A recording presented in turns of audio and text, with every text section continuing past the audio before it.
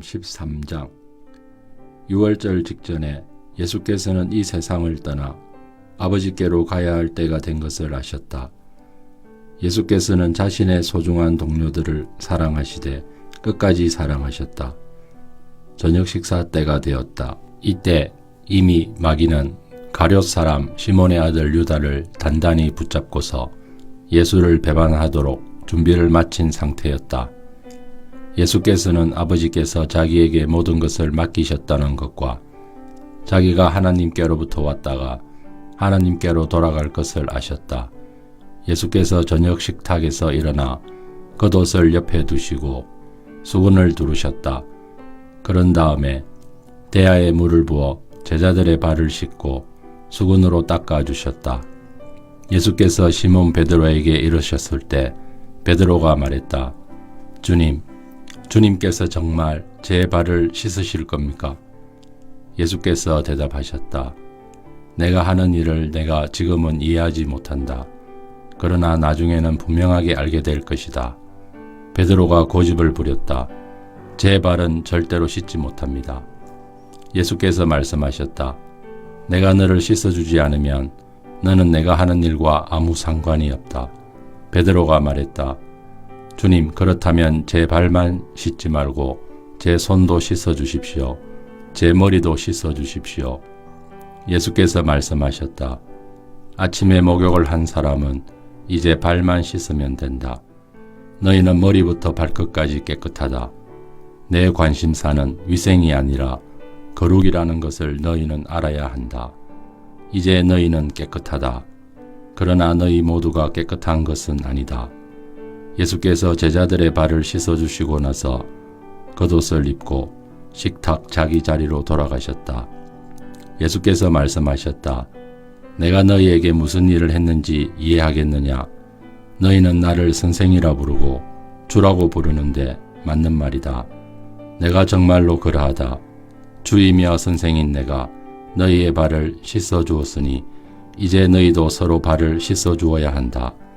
내가 너희에게 모범을 보였으니 너희도 내가 한 그대로 하여라. 나는 분명한 것만 말한다. 종이 주인보다 높지 않고 사원이 사장에게 명령하지 못한다. 내 말이 무슨 뜻인지 알겠거든. 너희도 그대로 행하여라. 복된 삶을 살아라. 지금부터 내가 하는 말은 너희 모두를 두고 하는 말이 아니다. 나는 내가 선택한 사람들을 정확히 안다. 그것은 다음의 성경 말씀을 이루려는 것이다. 내 식탁에서 빵을 먹던 자가 나를 배반하였습니다. 내가 이 모든 것을 너희에게 미리 말해두는 것은 그 일이 일어날 때에 내가 누구인지를 너희로 믿게 하려는 것이다. 너희는 이것을 바로 알고 있어야 한다. 내가 보내는 사람을 맞아들이면 나를 맞아들이는 것과 같고 나를 맞아들이면 나를 보내신 분을 맞아들이는 것과 같다. 예수께서 이 말씀을 하시고 나서 근심하는 기색으로 그 이유를 말씀하셨다. 너희 가운데 한 사람이 나를 배반할 것이다. 제자들은 예수께서 도대체 누구를 두고 하신 말씀인지 궁금해서 서로 둘러보았다. 제자들 가운데 한 사람, 곧 예수께서 깊이 사랑하시는 제자가 그분의 어깨에 머리를 기대고 있었다.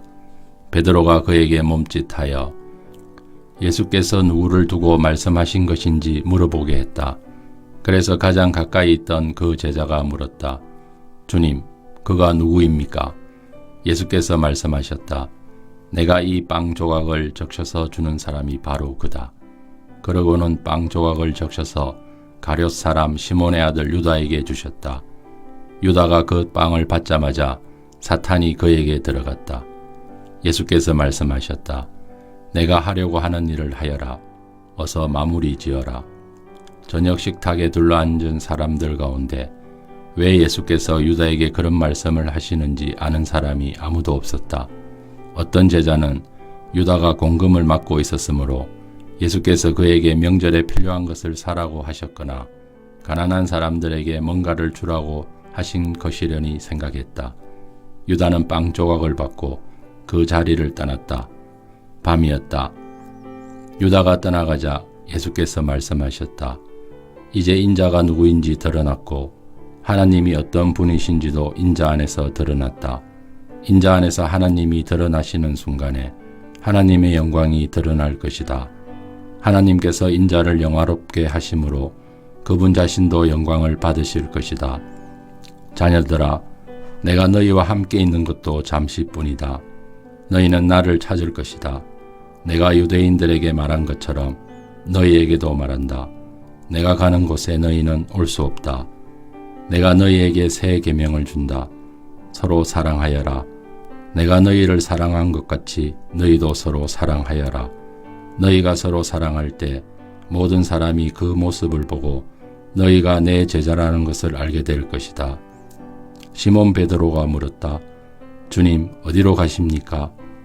예수께서 대답하셨다. 내가 가려는 곳에 너가 지금은 따라올 수 없다. 그러나 나중에는 따라오게 될 것이다.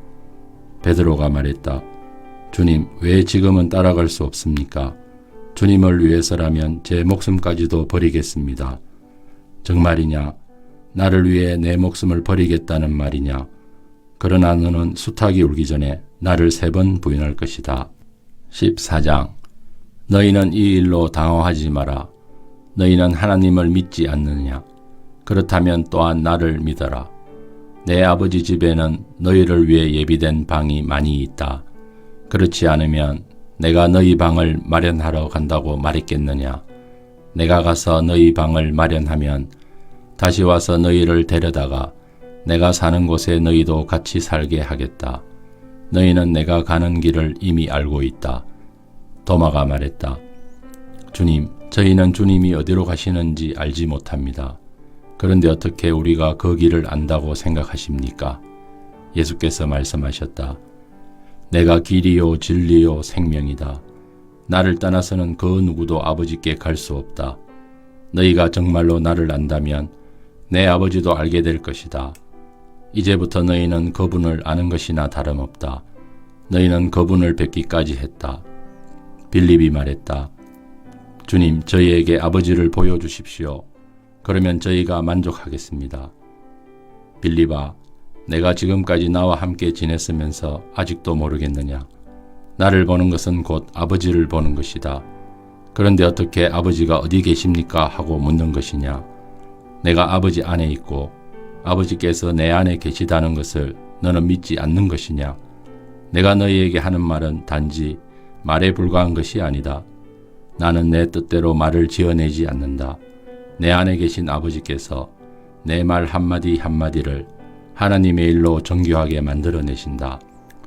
내가 아버지 안에 있고 내 아버지께서 내 안에 계시다고 한 내 말을 믿어라. 믿지 못하겠거든 너희 눈으로 본 이 일이라도 믿어라. 나를 신뢰하는 사람은 내가 하는 일을 할 뿐 아니라 더 큰 일도 하게 될 것이다. 내가 아버지께로 가서 내가 한 것과 똑같은 일을 너희도 하게 할 것이기 때문이다. 너희는 기대해도 좋다. 이제부터 내가 누구이며 내가 무슨 일을 하는지 너희가 믿고 무엇이든지 구하면 내가 다 이루어 주겠다. 그리하여 아들 안에서 아버지가 어떤 분이신지 훤히 드러나게 하겠다. 정말이다. 너희가 무엇이든지 이 방법대로 구하면 내가 다 이루어 주겠다. 너희가 나를 사랑하면 내 말대로 행하여 너희의 사랑을 나타내 보여라. 내가 아버지께 말씀드려 너희에게 또 다른 친구이신 성령을 보내시게 하겠다. 그분은 너희와 영원히 함께 계실 것이다. 친구이신 그분은 진리의 성령이시다. 하나님을 모르는 세상은 그분을 알아보는 눈도 없고 무엇을 찾아야 할지도 모르기 때문에 그분을 맞아들이지 못한다.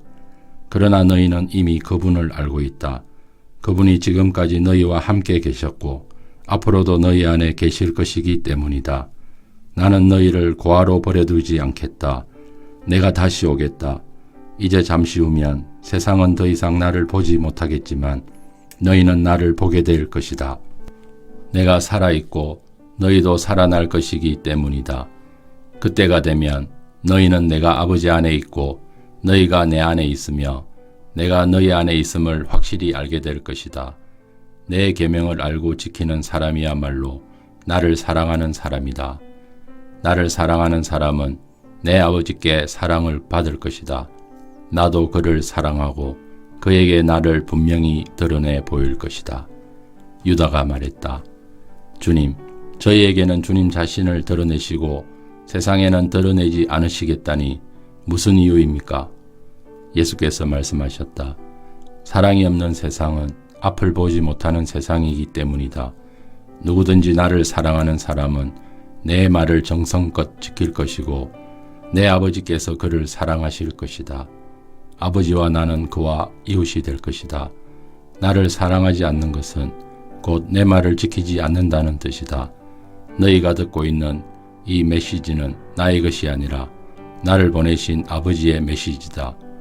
내가 아직 너희와 함께 있는 동안에는 이것들을 말한다. 그러나 아버지께서 나의 요청으로 보내실 친구이신 성령께서 모든 것을 너희에게 분명히 알려주실 것이다. 또한 내가 너희에게 말한 모든 것을 생각나게 해주실 것이다.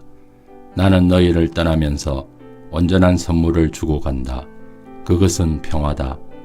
나는 너희가 홀로 남겨지고 버림받고 빼앗겼다는 느낌이 들지 않게 떠날 것이다. 그러니 당황하지 마라. 불안해하지 마라. 너희는 내가 갔다가 다시 오겠다고 한 말을 들었다. 너희가 나를 사랑한다면 내가 아버지께로 가는 것을 기뻐할 것이다. 아버지는 내 삶의 목표이자 목적이기 때문이다. 나는 그 일이 일어나기 전에 너희에게 미리 말했다. 그것은 그 일이 일어날 때 그 일이 확정되어 나를 믿는 너희 믿음이 깊어지게 하려는 것이다. 이제 나는 너희와 더 이상의 이야기는 하지 않겠다. 하나님을 모르는 이 세상의 우두머리가 공격해오기 때문이다. 하지만 걱정하지 마라. 그는 나를 책잡을 것도 없고 그는 내게 아무런 권리도 없다.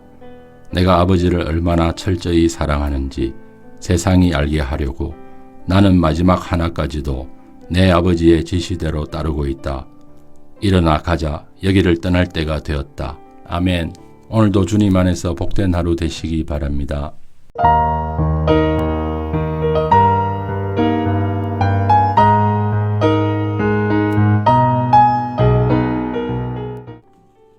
요한복음 15장. 나는 참 포도나무요 내 아버지는 농부이시다. 내게 붙어 있으면서 열매를 맺지 않는 가지는 아버지께서 다 쳐내시고 열매를 맺는 가지는 잘 손질해서 더 많은 열매를 맺게 하신다. 너희는 내가 전한 메시지로 이미 잘 손질되었다. 내 안에 살아라. 내가 너희 안에 살듯이 너희도 내 안에 살아라. 가지가 홀로 열매를 맺을 수 없고 나무에 붙어 있어야 열매를 맺을 수 있듯이 너희도 내게 붙어 있지 않으면 열매를 맺을 수 없다. 나는 포도나무요 너희는 가지다. 너희가 내게 붙어 있고 내가 너희에게 붙어 있어서 친밀하고 유기적인 관계를 이루면 틀림없이 풍성한 수확을 거둘 것이다. 그러나 내게서 떨어져 있으면 너희는 아무 열매도 맺을 수 없다. 누구든지 내게서 떨어져 있는 사람은 말라 죽은 가지일 뿐이다. 사람들이 그 가지를 모아다가 모닥불에 던져버린다. 그러나 너희가 내 안에 편히 머물고 내 말이 너희 안에 머물면 너희가 구하는 것은 무엇이든 응답받고 이루어질 것을 확신해도 좋다. 이처럼 너희가 열매를 맺고 내 제자로 성숙해 갈 때 내 아버지께서 자신의 모습을 드러내 보이신다. 내 아버지가 나를 사랑하신 것 같이 나도 너희를 사랑했다. 나의 사랑 안에 편히 머물러라.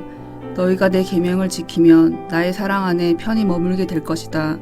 나도 내 아버지의 계명을 지켜서 아버지의 사랑 안에 편히 머물렀다. 내가 이것을 너희에게 말한 것은 한 가지 목적 때문이다. 그것은 나의 기쁨이 너희 기쁨이 되게 하고 너희 기쁨이 온전히 성숙하게 하려는 것이다. 내 계명은 이것이다. 내가 너희를 사랑한 것 같이 너희도 서로 사랑하여라. 최선의 사랑법은 이것이다. 친구를 위해 너희 목숨을 걸어라. 내가 너희에게 명하는 것을 너희가 행하면 너희는 내 친구가 된다. 나는 너희를 더 이상 종이라고 부르지 않겠다. 종은 주인이 무슨 생각을 하고 무슨 계획을 세우는지 알지 못하기 때문이다. 그러나 나는 너희를 친구라고 불렀다. 내가 내 아버지께 들은 것을 모두 너희에게 알려주었기 때문이다. 잊지 마라. 너희가 나를 선택한 것이 아니라 내가 너희를 선택했다. 썩지 않을 열매를 맺게 하려고 내가 너희를 세상에 두었다. 너희가 열매 맺는 사람으로서 나와 연결되어 아버지께 구하면 아버지께서 무엇이든지 너희에게 주실 것이다. 그러나 기억하여라. 핵심 계명은 이것이다. 서로 사랑하여라. 하나님을 모르는 세상이 너희를 미워하거든 세상이 먼저 나를 미워했다는 것을 기억하여라. 너희가 세상의 기준대로 살았다면 세상이 너희를 자기네 사람으로 여겨 사랑했을 것이다.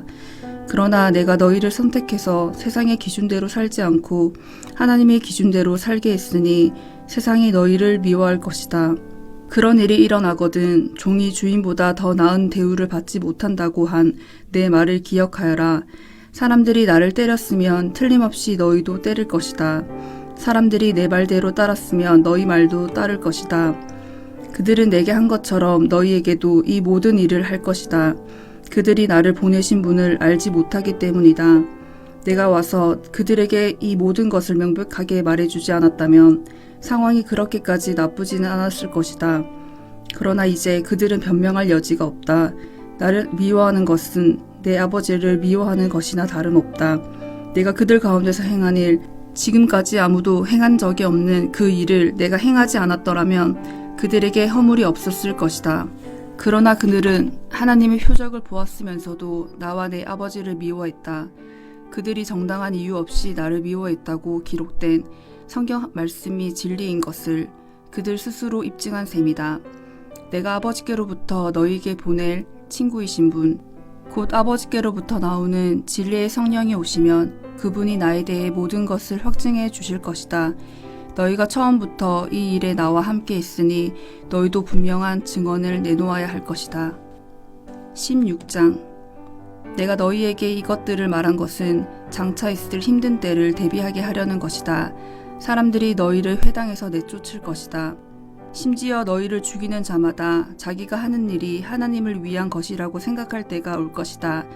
그들은 아버지를 제대로 알지 못하기 때문에 그 같은 일을 할 것이다. 내가 너희에게 이것들을 말한 것은 사람들이 너희를 비난할 때 일어날 일을 미리 알려주어서 너희로 그때를 대비하게 하려는 것이다.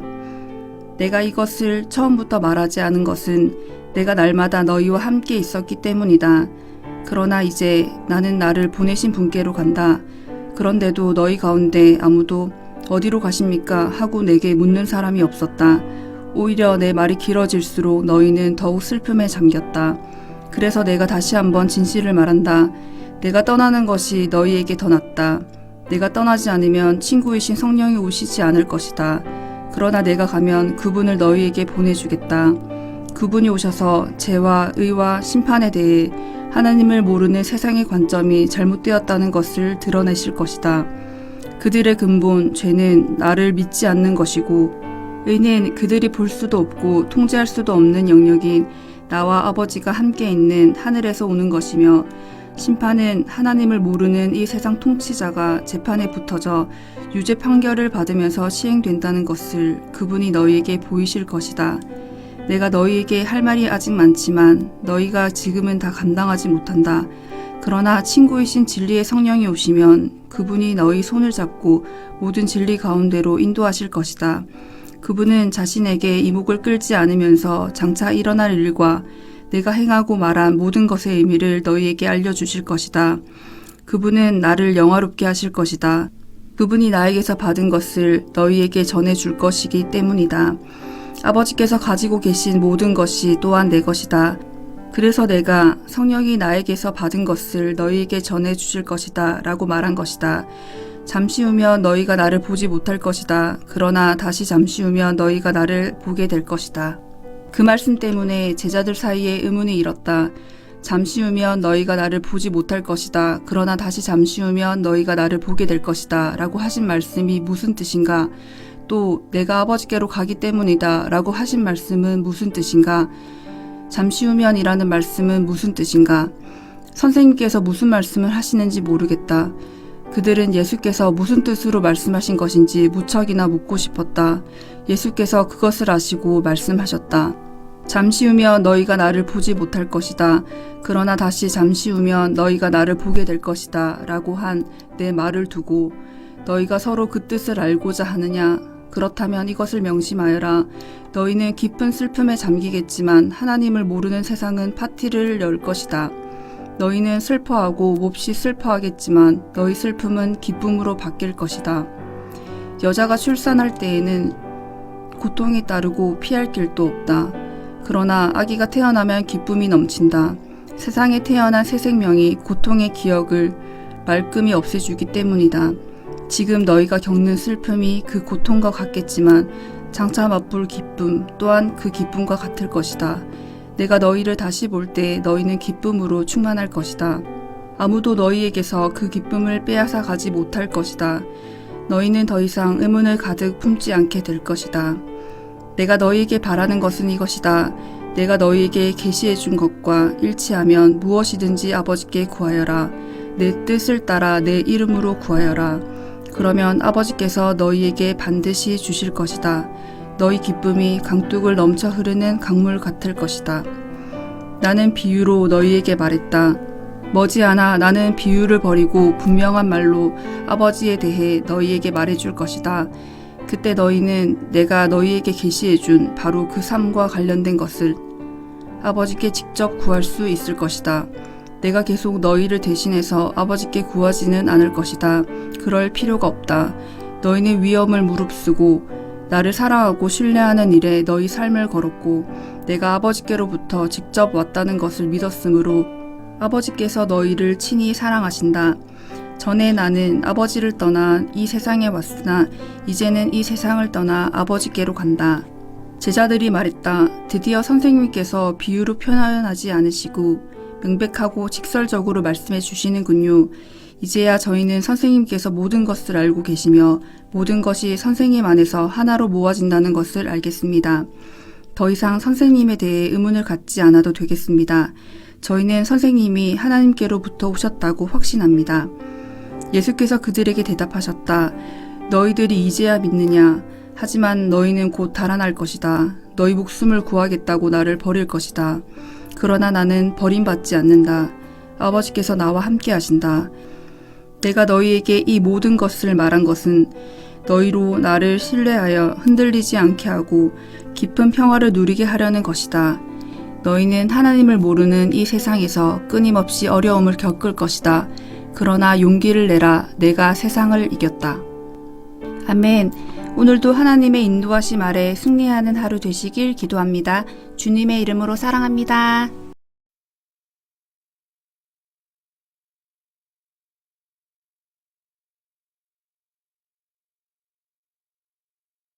요한복음 17장. 예수께서 이 말씀을 하시고 나서 눈을 들어 기도하셨다. 아버지, 때가 되었습니다. 아들이 밝은 빛을 드러내셔서 아들이 아버지의 밝은 빛을 드러내게 해주십시오. 아버지께서는 아들에게 모든 사람을 맡기셔서 아들이 자기에게 맡겨진 모든 사람에게 참되고 영원한 생명을 주게 하셨습니다. 참되고 영원한 생명은 아버지, 곧 유일하신 참 하나님을 알고 아버지께서 보내신 예수 그리스도를 아는 것입니다. 나는 아버지께서 내게 하라고 명하신 일을 하나도 빠뜨리지 않고 완수하여 이 땅에서 아버지를 영화롭게 했습니다. 그러니 아버지, 이번에는 아버지의 빛, 이 세상이 존재하기 전에 내가 아버지 앞에서 누리던 그 빛으로 나를 영화롭게 해주십시오. 나는 아버지께서 내게 주신 모든 사람에게 아버지의 성품을 자세히 말해 주었습니다. 그들은 본래 아버지의 사람들이었는데 아버지께서 내게 주셨습니다. 그들은 아버지께서 말씀하신 것을 지금까지 행했습니다. 이제 그들은 모든 의심의 그림자를 넘어 아버지께서 내게 주신 모든 것이 아버지께로부터 직접 왔다는 것을 알고 있습니다. 아버지께서 내게 주신 메시지를 내가 그들에게 주었고 그들은 메시지를 받아들여 내가 아버지께로부터 왔다는 것을 확신했습니다. 나는 그들을 위해 기도합니다. 하나님을 거부하는 세상을 위해서가 아니라 아버지께서 내게 주신 사람들을 위해 기도합니다. 그들은 당연히 아버지의 사람들이기 때문입니다. 나의 모든 것이 아버지의 것이고 아버지의 것이 다 내 것입니다. 그리고 내 생명이 그들 안에서 드러나고 있습니다. 나는 더 이상 세상의 모습을 드러내지 않을 것입니다. 그러나 내가 아버지께 돌아가도 그들은 이 세상에 머물러 있을 것입니다. 거룩하신 아버지, 아버지께서 나를 통해 선물로 주신 이 생명을 그들이 추구할 때 그들을 지켜주셔서 아버지와 내가 한 마음 한 뜻인 것처럼 그들도 한 마음 한 뜻이 되게 해주십시오. 나는 그들과 함께 있는 동안 아버지께서 나를 통해 주신 생명을 추구하게 하려고 그들을 지켰습니다. 잠도 자지 않고 그들을 보호했습니다. 그들 가운데 한 사람도 잃지 않았습니다. 다만 멸망하기로 작정하고 배반한 사람만 예외가 되었습니다. 그 예외의 사람은 성경의 근거를 입증하기 위해서였습니다. 이제 나는 아버지께 돌아갑니다. 내가 세상이 듣는 자리에서 이 말씀을 드리는 것은 내 사람들로 하여금 내 기쁨이 그들 안에서 충만해지는 것을 경험하게 하려는 것입니다. 내가 그들에게 아버지의 말씀을 주었는데 하나님을 모르는 세상은 그것 때문에 그들을 미워했습니다. 내가 세상의 방식을 따르지 않았듯이 그들도 세상의 방식을 따르지 않았기 때문입니다. 나는 그들을 세상에서 데려가 달라고 구하는 것이 아니라 그들을 악한 자에게서 지켜달라고 구하는 것입니다. 세상이 나를 규정할 수 없듯이 세상도 그들을 규정할 수 없습니다. 진리로 그들을 거룩하게 구별해 주십시오. 아버지의 말씀은 거룩하게 구별하는 진리입니다.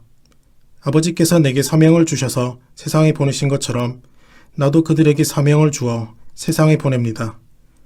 내가 그들을 위해 나 자신을 거룩하게 구별하는 것은 그들도 진리로 거룩하게 구별되어 자신의 사명을 감당하게 하려는 것입니다. 나는 그들을 위해서만 아니라 그들 때문에 그리고 나에 대한 그들의 증언 때문에 나를 믿게 될 이들을 위해서도 기도합니다. 그들 모두 한마음 한뜻이 되고 아버지께서 내 안에 계시고 내가 아버지 안에 있듯이 그들도 우리와 한마음 한뜻이 되는 것, 이것이 내 기도의 목적입니다. 그래서 아버지께서 참으로 나를 보내셨다는 것을 세상이 믿게 해주십시오. 아버지께서 내게 주신 영광을 나도 그들에게 주었습니다. 이는 내가 그들 안에 있고 아버지께서 내 안에 계시듯이 그들도 우리처럼 하나가 되어 함께하게 하려는 것입니다. 그들이 이 하나됨 속에서 성장해서 아버지께서 나를 보내셨다는 것을, 아버지께서 나를 사랑하신 것 같이 그들도 사랑하셨다는 것을 하나님을 모르는 세상에 증언하게 해 주십시오. 아버지, 나는 아버지께서 내게 주신 사람들이 내가 있는 그곳에 나와 함께 있으면서 내 영광, 곧 세상이 존재하기 오래전부터 아버지께서 나를 사랑하셔서 내게 주신 빛을 보게 되기를 바랍니다. 의로우신 아버지, 세상은 아버지를 알지 못했지만 나는 아버지를 알았고 이 제자들도 아버지께서 내게 이 사명을 맡겨서 보내신 것을 알고 있습니다. 나는 아버지의 존재를, 아버지께서 어떤 분이시고 무슨 일을 하시는지를 그들에게 알렸고 계속해서 알려주겠습니다. 그래서 나를 사랑하신 아버지의 사랑이 내가 그들 안에 있는 것과 똑같이 그들 안에도 있게 될 것입니다. 아멘. 오늘도 주 안에서 평안한 하루 되시기를 바랍니다.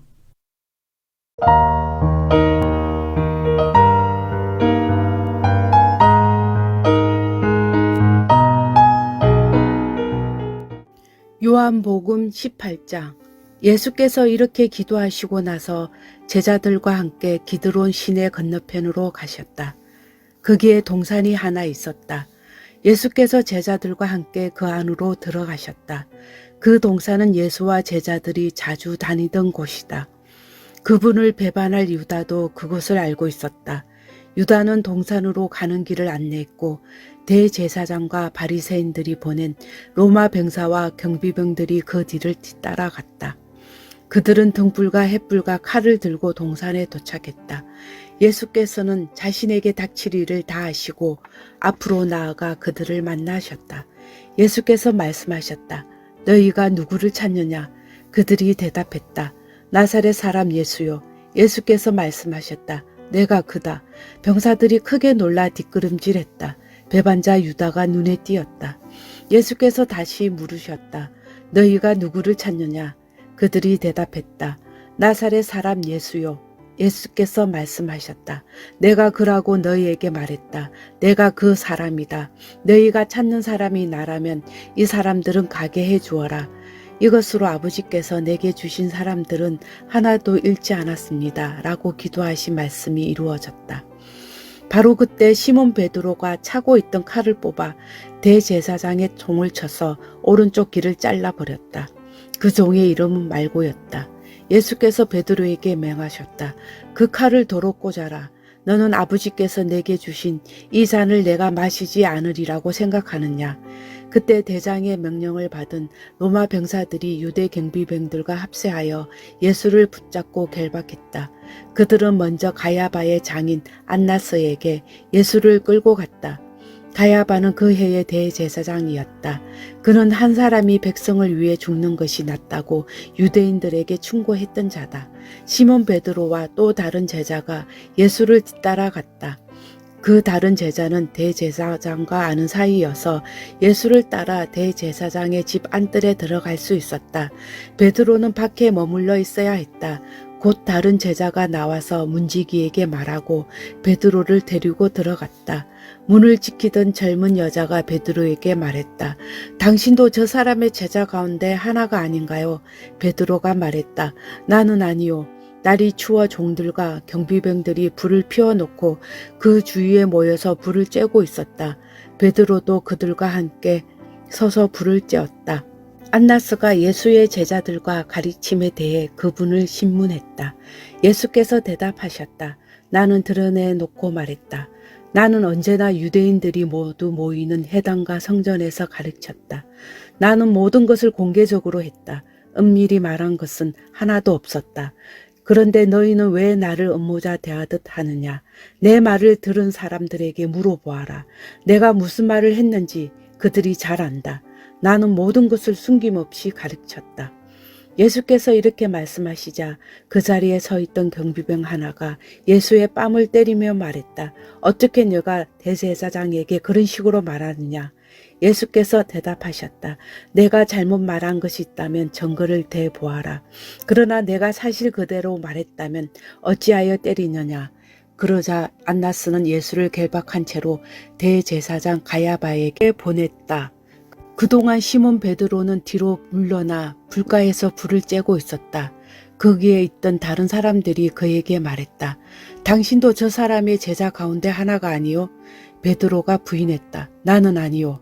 대제사장의 종 가운데 한 사람으로 베드로에게 길을 잘린 사람의 친척이 말했다. 당신이 동산에서 저 사람과 함께 있는 것을 내가 본 것 같은데? 베드로가 다시 한번 부인했다. 바로 그때 수탉이 울었다. 사람들이 예수를 가야바에게서 로마 총독의 관저로 끌고 갔다. 때는 이른 아침이었다. 그들은 유월절 음식을 먹을 자격을 잃고 싶지 않아서 총독 관저로는 들어가지 않았다. 그래서 빌라도가 그들에게 나와서 말했다. 무슨 죄로 이 사람을 고발하는 것이요? 그들이 말했다. 이 사람이 악행을 저지르지 않았다면 우리가 여기까지 와서 총독님을 귀찮게 하겠습니까? 빌라도가 말했다. 그를 데려가서 여러분의 법대로 재판하시오. 유대인들이 말했다. 우리는 사람을 죽일 권한이 없습니다. 이것으로 예수께서 어떻게 죽으실 것인지 가르쳐 하신 말씀이 입증되었다. 빌라도가 다시 관저로 들어가 예수를 불러냈다. 네가 유대인의 왕이냐? 예수께서 대답하셨다. 그 말은 너 스스로 한 말이냐? 아니면 다른 사람들이 나에 대해서 네게 한 말이냐? 빌라도가 말했다. 내가 유대인처럼 보이느냐? 네 동족과 대제사장들이 너를 나한테 넘겼다. 네가 무슨 일을 했느냐? 예수께서 말씀하셨다. 내 나라는 눈에 보이는 것들로 이루어지지 않는다. 만일 그랬다면 나를 따르는 사람들이 싸워서 내가 유대인들의 손에 넘어가지 않게 했을 것이다. 그러나 나는 그런 왕이 아니다. 나는 세상이 생각하는 그런 왕이 아니다. 그러자 빌라도가 말했다. 그래서 네가 왕이냐 아니냐? 예수께서 대답하셨다. 네가 사실을 말했다. 나는 왕이다. 나는 진리를 정언하려고 이 세상에 왔다. 누구든지 진리에 마음이 있는 사람, 조금이라도 진리에 관심을 갖는 사람은 내 음성을 알아듣는다. 빌라도가 말했다. 진리가 무엇이냐? 빌라도가 이 말을 한 다음 다시 유대인들에게 나가서 말했다. 나는 이 사람에게서 아무 잘못도 찾지 못하겠소. 유월절에는 내가 죄수 한 명을 사명해 주는 관례가 있소. 내가 유대인의 왕이라는 이자를 놓아주면 어떻겠소. 그들이 다시 외쳤다. 이자가 아니라 바라바를 놓아주시오. 바라바는 로마 체제에 저항한 유대인이었다. 19장. 그래서 빌라도는 예수를 데려다가 채찍질을 하게 했다. 병사들이 가시나무로 왕관을 엮어 예수의 머리에 씌우고 자주색 옷을 입혔다. 그런 다음에 그분께 다가가 유대인의 왕 만세 하고 외쳤다. 그리고 예수께 인사하며 그분의 뺨을 때렸다. 빌라도가 다시 밖으로 나가서 유대인들에게 말했다. 내가 저 사람을 여러분 앞에 데려오겠소. 그러나 알아주기 바라오. 나는 그에게서 아무 죄도 찾지 못하겠소. 바로 그때 예수께서 가시관을 쓰고 자주색 옷을 입고 나오셨다. 빌라도가 말했다. 보시오, 이 사람이요. 대제사장과 경비병들이 예수를 보고 미친 듯이 소리쳤다. 십자가에 못 박으시오. 십자가에 못 박으시오. 빌라도가 그들에게 말했다. 여러분이 그를 데려가시오. 여러분이 그를 십자가에 못 박으시오. 나는 그에게서 아무 잘못도 찾지 못하겠소. 유대인들이 대답했다. 우리에게는 율법이 있습니다. 그 율법에 따르면 그는 죽어 마땅합니다. 자기가 하나님의 아들이라고 했기 때문입니다. 빌라도는 이 말을 듣고 더욱 두려웠다. 그는 다시 관저로 들어가 예수께 말했다. 네가 어디서 왔느냐? 예수께서 아무 대답도 하지 않으셨다. 빌라도가 말했다. 말하지 않을 작정이냐?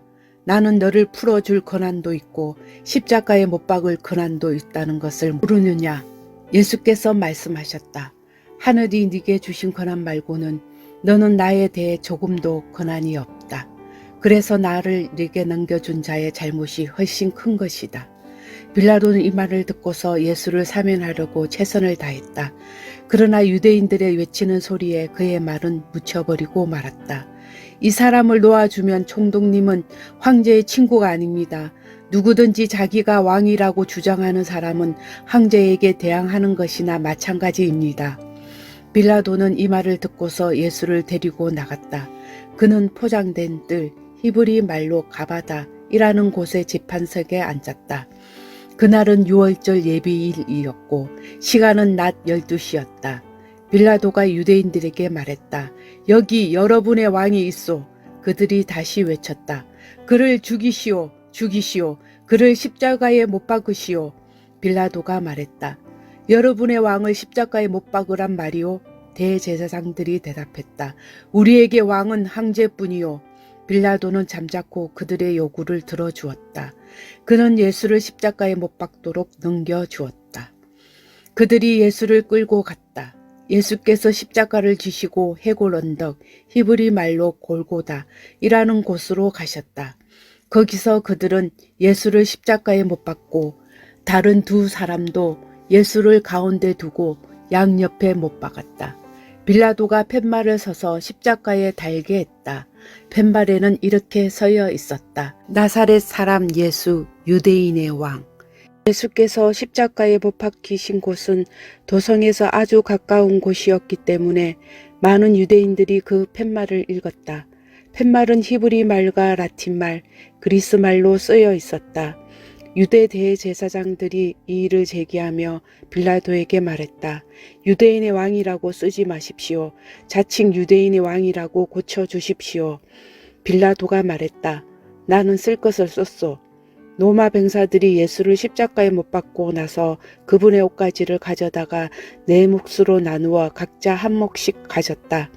하지만 그분의 겉옷은 이음매 없이 통으로 짠 것이었다. 병사들이 서로 말했다. 저 옷은 찢지 말고 제비를 뽑아 누가 차지하나 보자. 이로써 그들이 내 옷을 나누었고 내 겉옷을 두고 제비를 뽑았다고 한 성경 말씀이 확정되었다. 병사들이 성경 말씀을 이룬 것이다. 병사들이 자기네 입속을 챙기는 동안에 예수의 어머니와 이모와 글로바의 아내 마리아와 막달라 마리아는 십자가 아래에 서 있었다. 예수께서 자기 어머니와 그 곁에 서 있는 사랑하는 제자를 보시고 어머니에게 말씀하셨다. 여자여, 이 사람이 어머니의 아들입니다. 그런 다음 제자에게 말씀하셨다. 이분이 내 어머니이시다. 그 순간부터 그 제자는 그녀를 자기 어머니로 모셨다. 예수께서 모든 일이 다 이루어진 것을 아시고 성경 말씀을 이루시려고 내가 목마르다 하고 말씀하셨다. 그 곁에 신 포도주가 담긴 병이 있었다. 어떤 사람이 송문치를 신 포도주에 적셔서 창 끝에 달아 올려 그분의 입에 갖다 대었다. 예수께서 신 포도주를 드시고 말씀하셨다. 됐다. 다 이루었다. 예수께서 고개를 숙이고 숨을 거두셨다. 그날은 안식일을 준비하는 날이었다. 안식일에는 시체를 십자가에 둘 수 없었기 때문에 유대인들은 십자가에 달린 자들의 다리를 꺾어 빨리 죽게 해서 시체를 내리게 해달라고 빌라도에게 청원했다. 이번 안식일은 1년 중 가장 거룩하게 지키는 날이었다. 그래서 병사들이 가서 예수와 함께 십자가에 못 박힌 첫째 사람의 다리를 꺾고 또 다른 사람의 다리도 꺾었다. 병사들이 예수께 다가가서 그분이 이미 숨을 거두신 것을 보고는 다리를 꺾지 않았다. 병사들 가운데 하나가 창으로 그분의 옆구리를 찔렀다. 피와 물이 쏟아져 나왔다. 이 일은 직접 목격한 사람이 정확히 전한 것이다. 그가 직접 보고 진실을 말한 이유는 여러분도 믿게 하려는 것이다. 이 일로 인해 그의 뼈가 하나도 꺾이지 않았다. 고한 성경 말씀과 그들은 자기들이 찌른 일을 볼 것이다 라고 한 성경 말씀이 확정되었다. 이 모든 일이 있고 나서 아리마대 사람 요셉이 예수의 시신을 거두게 해달라고 빌라도에게 청했다.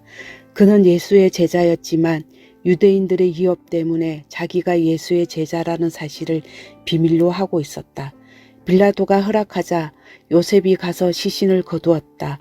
일찍이 밤중에 예수를 찾아왔던 니고데모가 이번에는 환한 대낮에 몰약과 침향 섞은 것을 33kg쯤 가지고 왔다. 그들은 예수의 시신을 모셔다가 유대인의 장례 풍습대로 향료를 바르고 고운 배로 샀다. 예수께서 십자가에 못 박히신 곳 근처에 동산이 있었다. 그 동산에는 아직 아무도 모신 적이 없는 새 무덤이 있었다. 그날은 유대인들이 안식일을 준비하는 날이었고 무덤도 가까이 있었으므로 그들은 거기에 예수를 모셨다. 아멘. 오늘도 주님 안에서 복된 하루 보내시기 바랍니다.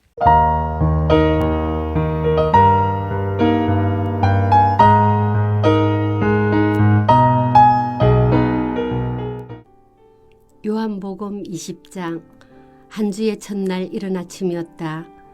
아직 어두울 때에 막달라 마리아가 무덤에 가서 보니 무덤을 막고 있던 돌이 입구에서 옮겨져 있었다.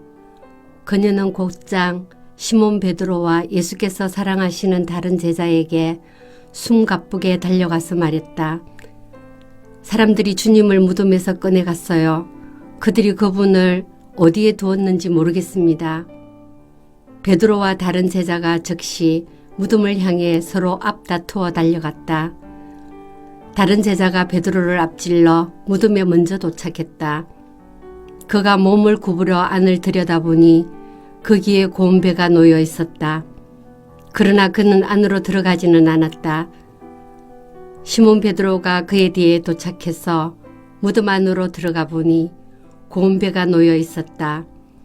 그분의 머리를 감쌌던 수건은 고운 배와 함께 있지 않고 따로 가지런하게 개어져 있었다. 그제야 먼저 도착했던 다른 제자도 무덤 안으로 들어가서 증거를 보고 믿었다. 그분께서 죽은 자들 가운데서 살아나야 한다는 말씀을 아직 아무도 깨닫지 못하고 있었다. 그 후에 두 제자는 집으로 돌아갔다. 그러나 마리아는 무덤 바깥에 서서 울고 있었다. 그녀가 울면서 무릎을 꿇고 무덤 안을 들여다보니 흰옷을 입은 두 천사가 거기에 앉아 있었다.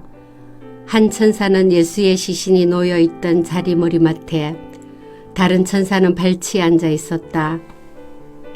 천사들이 마리아에게 말했다. 여자여, 어찌하여 우느냐? 마리아가 말했다. 사람들이 내 주님을 꺼내갔습니다. 그들이 그분을 어디에 두었는지 모르겠습니다. 마리아가 이렇게 말하고 나서 뒤로 돌았으니 예수께서 거기에 서 계셨다. 그러나 마리아는 그분을 알아보지 못했다. 예수께서 마리아에게 말씀하셨다. 여자여, 어찌하여 우느냐? 누구를 찾고 있느냐? 마리아는 그분이 동산지기인 줄 알고 말했다. 선생님이 그분을 못새 갔으면 어디에 두었는지 알려주세요. 내가 그분을 돌보겠습니다.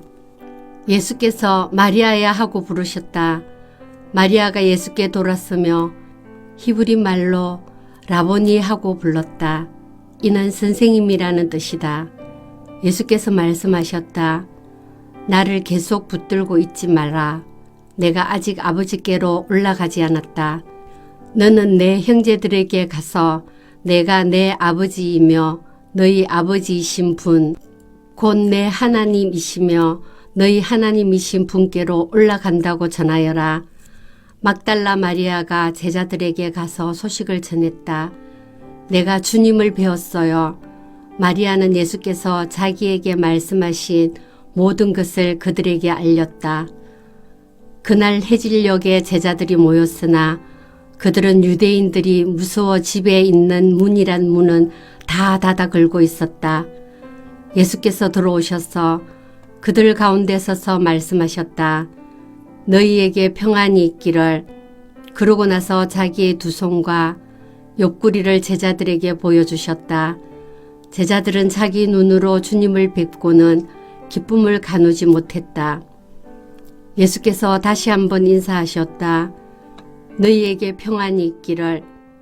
아버지께서 나를 보내신 것처럼 나도 너희를 보낸다.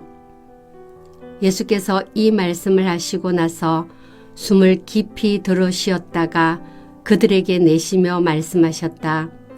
성령을 받아라. 너희가 다른 사람의 죄를 용서하면 그 죄가 영원히 사라질 것이다. 너희가 죄를 용서하지 않으며 그 죄를 가지고 무엇을 하려느냐. 그러나 12제자 가운데 한 사람으로 간혹 상둥이라고 불리는 도마는 예수께서 오셨을 때 그 자리에 없었다. 다른 제자들이 그에게 말했다. 우리가 주님을 보았소. 그러나 도마는 이렇게 말했다. 내가 그분 손에 난 못자국을 보고 그 못자국에 내 손가락을 넣어보고 그분의 옆구리에 내 손을 넣어보지 않고는 그 말을 믿지 않겠소. 8회 후에 제자들이 다시 방에 모여 있었다. 이번에는 도마도 함께 있었다. 예수께서 잠긴 문들을 지나 들어오셔서 그들 가운데 서서 말씀하셨다. 너희에게 평안이 있기를. 그런 다음 예수께서 도마에게 주목하며 말씀하셨다. 네 손가락을 내 손에 대어 보아라. 네 손을 내 옆구리에 넣어 보아라. 의심하는 자가 되지 말고 믿는 자가 되어라. 도마가 말했다. 나의 주님, 나의 하나님. 예수께서 말씀하셨다. 너는 네 두 눈으로 보고 나서야 믿는구나. 보지 않고도 믿는 사람들에게는 더 큰 복이 기다리고 있다. 예수께서는 이 책에 기록된 것보다 훨씬 많은 표적을 베푸셔서 하나님을 계시해 주셨다.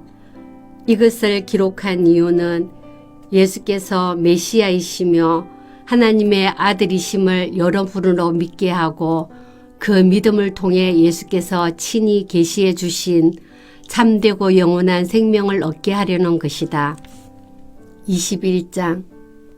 그 후에 예수께서 제자들에게 다시 나타나셨는데 이번에는 디베라 바다에서였다. 예수께서 나타나신 경위는 이렇다.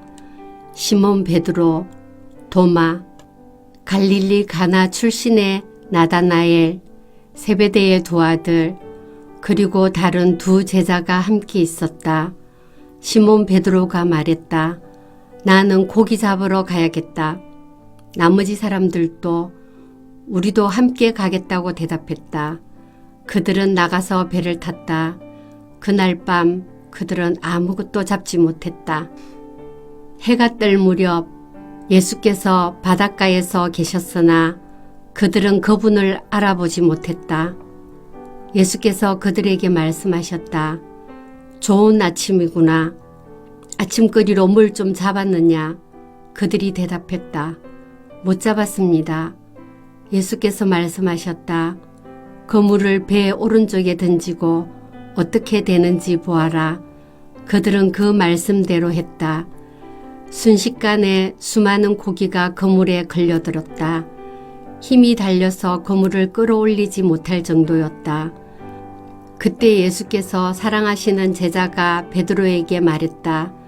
주님이시다. 시몬 베드로가 그분이 주님이신 것을 알고는 일하느라 벗어놓았던 옷을 급히 챙겨 입고 바다로 뛰어들었다.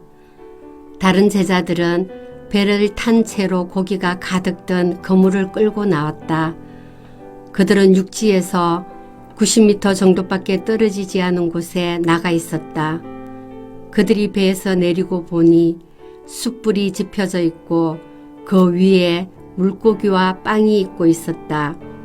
예수께서 말씀하셨다. 너희가 방금 잡은 물고기를 몇 마리 가져오느라. 시몬 베드로가 다른 제자들과 힘을 합쳐 그물을 바닷가로 끌어올렸는데 큰 물고기가 153마리나 되었다. 그렇게 많은 물고기가 들었는데도 그물이 찢어지지 않았다. 예수께서 말씀하셨다. 아침 식사가 준비됐다. 제자들 가운데 당신은 누구십니까? 하고 감히 묻는 사람이 없었다. 그들은 그분이 주님이신 것을 알고 있었다. 예수께서 빵을 들어 그들에게 주시고 물고기도 그들에게 주셨다. 예수께서 죽은 자들 가운데서 살아나신 뒤에 제자들에게 살아있는 모습을 보이신 것은 이번이 세 번째였다. 아침 식사 후에 예수께서 시몬 베드로에게 말씀하셨다. 요한의 아들 시몬아, 네가 이 사람들보다 나를 더 사랑하느냐? 예, 주님. 제가 주님을 사랑하는 줄을 주님이 아십니다. 예수께서 말씀하셨다. 내 어린 양들을 먹여라. 그런 다음 예수께서 두 번째로 물으셨다. 요한의 아들 시몬아, 네가 나를 사랑하느냐? 예, 주님. 제가 주님을 사랑하는 줄을 주님이 아십니다. 예수께서 말씀하셨다. 내 양들을 돌보아라. 예수께서 세 번째로 물으셨다. 요한의 아들 시몬아, 네가 나를 사랑하느냐? 예수께서 네가 나를 사랑하느냐 하고 세 번째 물으시니 베드로는 근심이 되었다. 주님은 모르시는 것이 없습니다. 제가 주님을 사랑하는 줄을 주님께서 틀림없이 아십니다. 예수께서 말씀하셨다. 내 양들을 먹여라. 이제 너에게 진실을 알려주겠다. 네가 젊었을 때는 네 스스로 옷을 입고 어디든지 원하는 곳으로 다녔다.